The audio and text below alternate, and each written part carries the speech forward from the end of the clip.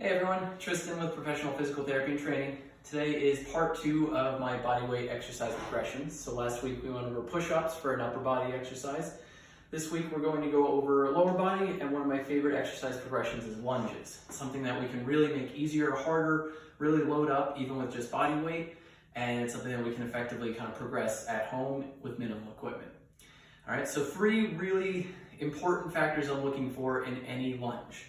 First is knee is in line or outside of the toes. So what I want in a lunge is knee is tracking the toes or a little farther out, all right, not coming in this way. We don't want to collapse in, we want to be right in line or a little out.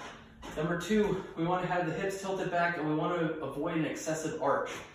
So when you're lunging, I don't want to see this with a big arch.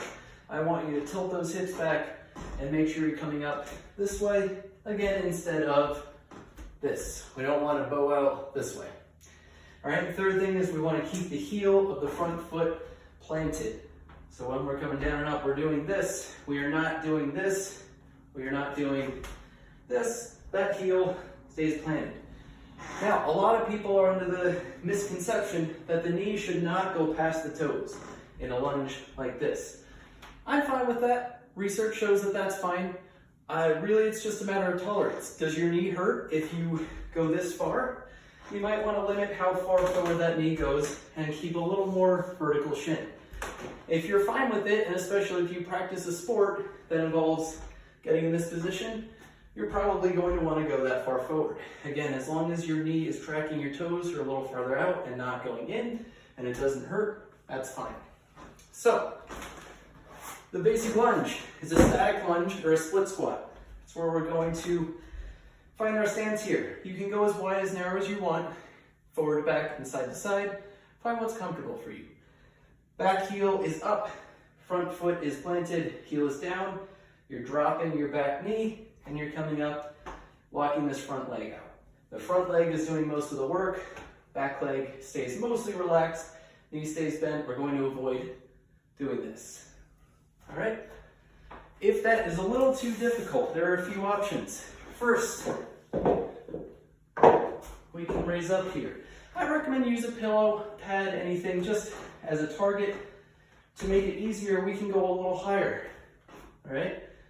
Slightly smaller range of motion over time, going lower and lower. You can start very high and work your way down. If that's still a little difficult, what you can do is set up a towel over a door, making sure you're not yanking this way but down. You're going to use that towel for a little support. So you're going to use your arms to pull yourself up and keep your balance here. All right, it's going to be a lot easier than regular body weight. Now, let's say that's a little easy. Next step from a split squat is a reverse lunge. Stepping back, knee in line with the toes, coming forward. Let's say that's a little easy. Next step from there is a forward lunge. Same idea. Weight on the front heel. Keeping those hips tilted back and keeping that knee in line with the toes. Is that too easy? We can progress to the rear foot elevated split squat.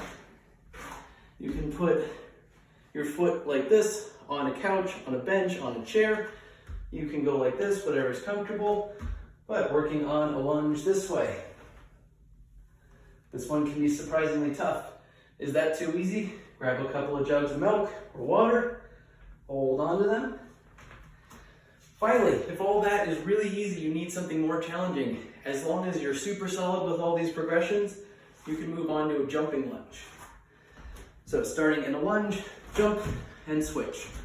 If you find yourself caving in like this, you're probably not there yet, all right? So starting from a static lunge, building up to a reverse lunge, a forward lunge, rear foot elevated split squat, and then finally a jumping lunge. If you want any more personalized progressions, feel free to reach out. I'd be happy to write a program. Thanks.